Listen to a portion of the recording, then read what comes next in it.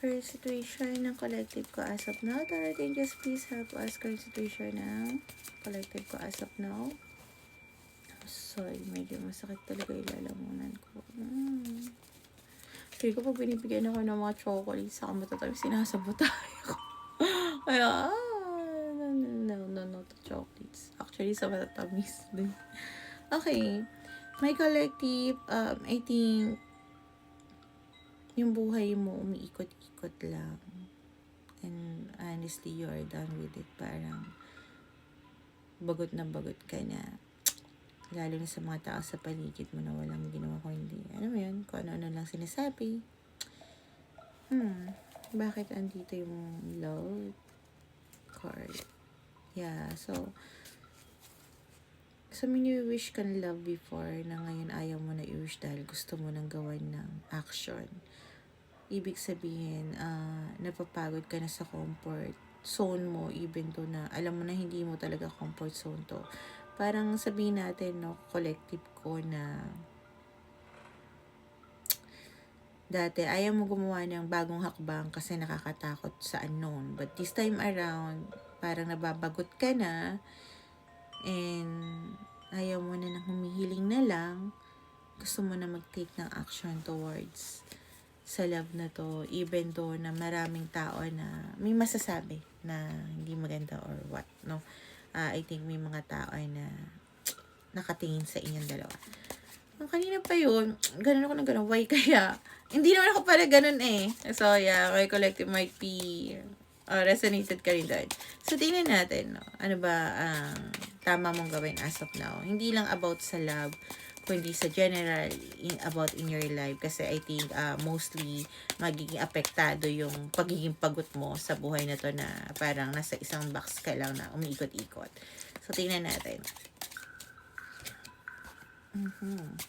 Ano ba dapat gawin ng collective ko sa buhay niya in general, not just about sa love? Okay, ang ganun ako ng ganun. Okay. So, kanina din sa live, nasabi ko rin yung about sa kung anong wala sa partner na makukuha natin is kukunin sa atin. Kung wala siyang pangarap, kukunin niya sa atin. So, parang gusto ng guides mong gawin is maghanap ka ng lugar muna kung saan magkakaroon ka ng belonging. Huwag mo hanapin yung belonging sa isang tao kahit na mahal mo yon, no? Ibig sabihin, this guides mo, yung guide mo, gusto niyang sabihin na gusto niya, hindi ka naman kupletong healed or what, pero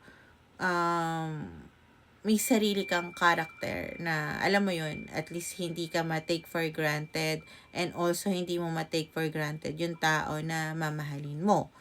Yeah, in order to find a unity with someone. Although, mostly na sinasabi ko may collective, pag 4 of Wands, ang overall energy is halika, balikan mo agad ang yung person mo kasi doon ang home mo. But your guys, pinopokus niya ako sa mga points na bago ka magkaroon ng coming together or reconciliation with your person, although andun na yun yung para nagkakaroon ka rin ng courage, kailangan mo naman magkaroon ng sarili mong character para, kasi at some point nakikita ko na nagkaroon ka ng mga relationship na, alam mo yon, na take for granted ka at this person is ganun din.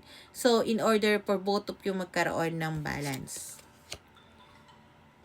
Yeah. Kailangan mong, dati pag nakikita ko yung 10 of Wands, it means for me is parang kailangan bitawan yung mga responsibilidad na hindi para sa'yo.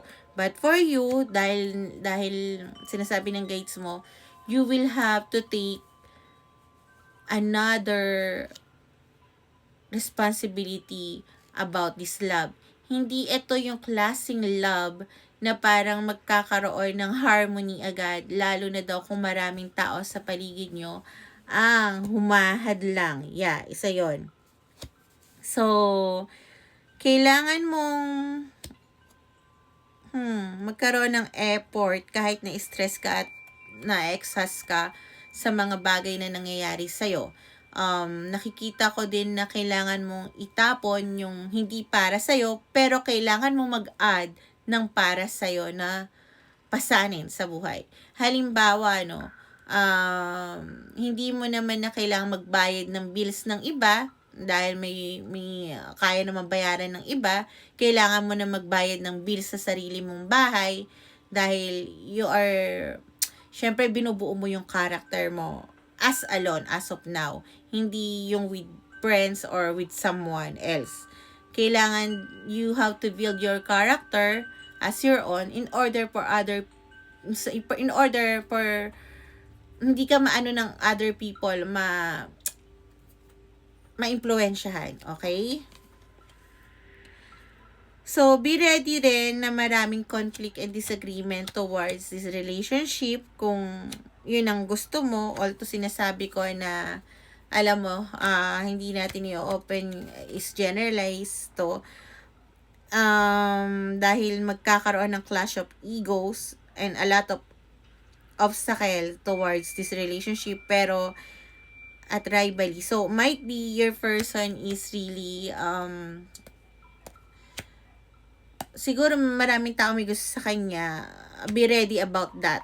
Yun ang pinaka-conflict na nakikita ko na sinasabi ng guides mo. Kasi I think pag may nakita kang ka-rival mo, nagkakaroon ka ng trend of insecurity and you are backing down na parang wala ka nang ikakapanalo. Hindi kasama rito yung mga sasabihin ng ibang tao. I think mawawalan kayo ng pakialam doon. Pero yung inside of your family, yun yung parang isa pa sa magiging ihaharapin nyo. Okay, I don't know. Ba't ako nahirapan magsalita? So, yeah, kaya sinasabi nila na mag-focus ka to build your own character. They want you to be the magician, no? Makuha mo yung desire mo, pero kailangan mo ng willpower towards doon. And also, turning your vision into reality. Mag-focus ka sa creativity mo instead of sa mga rivals mo and yung mga tao na may ayaw. Pero pinagre-ready ka rin nila nun. Kasi parang sinasabi nila na isa yun sa mga burden na dapat mong i-pick up, no? As a one. So, parang ito yung burden na dapat ka i-pick up na hindi yata to payag sila mama or something or papa or kung sino man na family member. Pero yung mga bills na hindi ka na dapat bayaran dahil kaya naman ng iba or kaya naman mag-share ng iba or kaya ko naman mag-share na lang instead na puro sa akin lang, yung parang ganun, yun ang kailangan ko ibaba.